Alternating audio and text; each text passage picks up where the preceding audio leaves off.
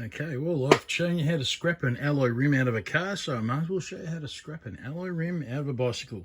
These you find on nature strips all over the place. Yeah, this is a very low-end one. What you'll find here is it's got an X amount of aluminium on the rim, and we're going to break this one down, and I'll weigh it for you and tell you how much it is, when you can work out whether it's worth doing or not.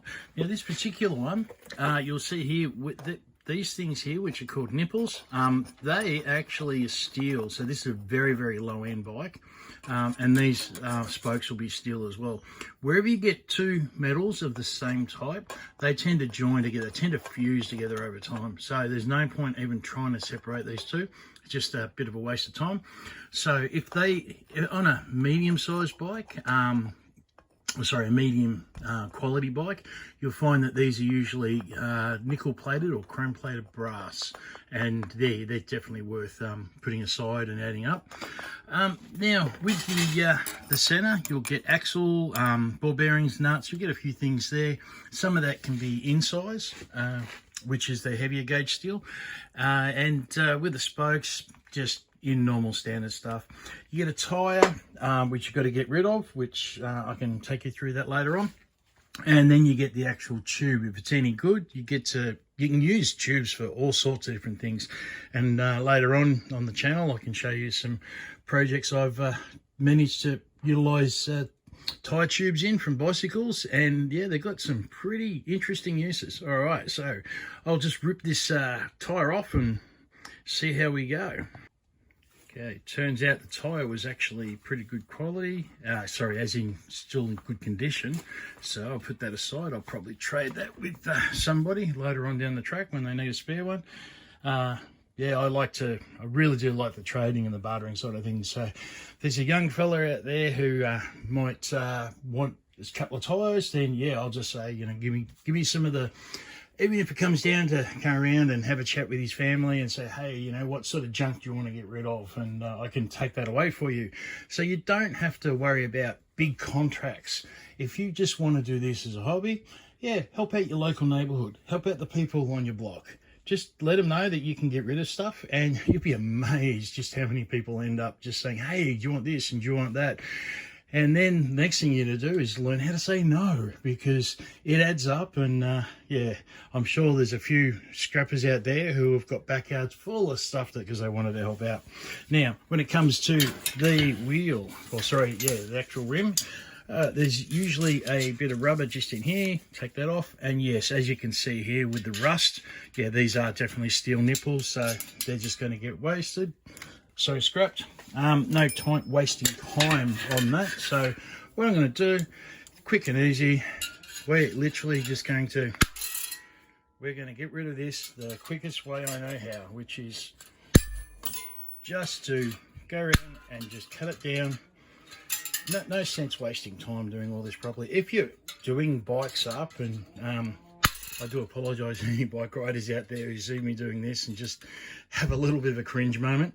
This is scrap. This is absolutely a scrap rim. There is nothing worth salvaging on this except maybe the, well, there was going to be a inner tube, but unfortunately in my excitement I punctured that, so that's no good on me. All right, so I'm going to show you what this looks like once I've stripped it down. Okay, now we're down to the components. What we've got is the, well, first off, the reflector, just a cheap one, but they're worth putting aside because, if they save someone's life because riding at dusk, then yeah, it's well worth having on. Okay, then you got the spokes, which most spokes you'll find are just standard mild steel, but occasionally you get stainless steel ones, so keep an eye out for that. You probably won't be able to cut them by hand if they're stainless. Then the nipples, the steel nipples, which are all rusty. Then in this case we've got an axle which came out and was actually straight. Most of these are bent, but if you ever find a straight one, it's definitely worth hanging on to for spare parts. If you want to, if someone's got a wobble on their rear wheel, it's usually when the weight goes on the seat of a bike, with people who don't quite know how to, when you're just riding every now and again, you tend to sit on the seat, and that can bend the axle. Yeah, so also you get the ball bearings in a cage, And then what I've done is I've taken off the outer race and the nut. Just grab a pointer. Okay, so that's just the outer races for the bearings, and then you've got the nut to secure the outer race on. Then on the actual axle hub, what I've done is pulled this one apart. That's where the spokes go on, and then you've got the inner race, which just sits in there. Okay, and the actual hub itself on these cheap bikes, it is literally just a little bit of just a cone and tube of mild steel. All right, then we've got the actual rim itself. So what you'll find is wherever you see the where the tube inserts, usually on the exact opposite, you'll find the join. Now on the join, in these ones, inside the cavity here, you'll find basically it's like a double-ended screw. It's got a little bit of, it's not thread per se, but it's designed not to come out. So if you hand in the aluminium rim like that, some scrap yards will ping you for it, and they'll actually turn around and say, hey, that's dirty alloy because it's got steel in it. So I'll pull that apart and I'll show you what it's like, and then we'll weigh it up.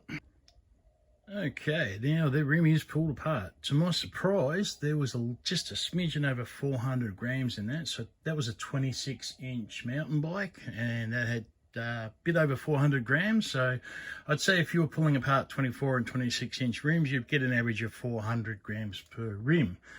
That means it might actually be worthwhile doing if you had quite a few of them.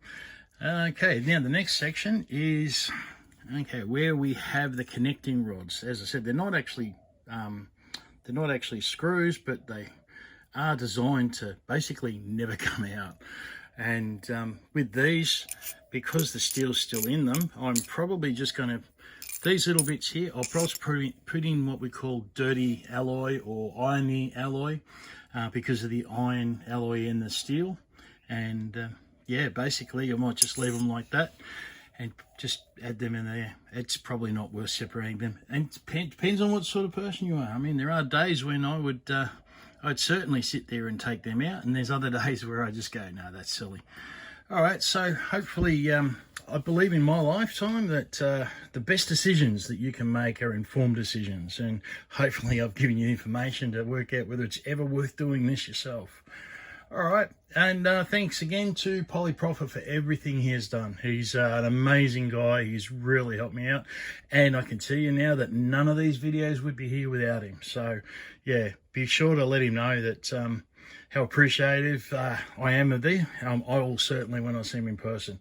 All right, thanks guys. Hope you enjoy the content.